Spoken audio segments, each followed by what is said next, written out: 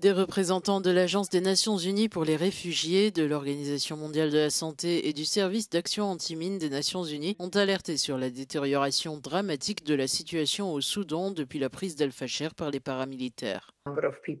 Un nombre important de personnes demeurent encore à El-Fasher, tandis qu'un autre nombre tout aussi significatif est en mouvement mais se trouve bloqué,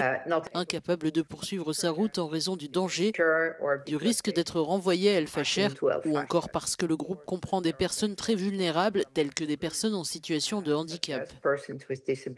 L'OMS met également en garde contre l'aggravation de la crise alimentaire et la recrudescence des cas de choléra déjà responsables de plus de 3500 décès. Le Soudan connaît l'une des plus graves crises alimentaires au monde, avec plus de 21 millions de personnes confrontées en septembre dernier à des niveaux élevés d'insécurité alimentaire aiguë. La famine, comme vous le savez, a été confirmée dans les villes d'El-Fasher et de Kadougli, et 20 autres localités du Grand Darfour et du Grand Kordofan sont aujourd'hui exposées au risque de famine.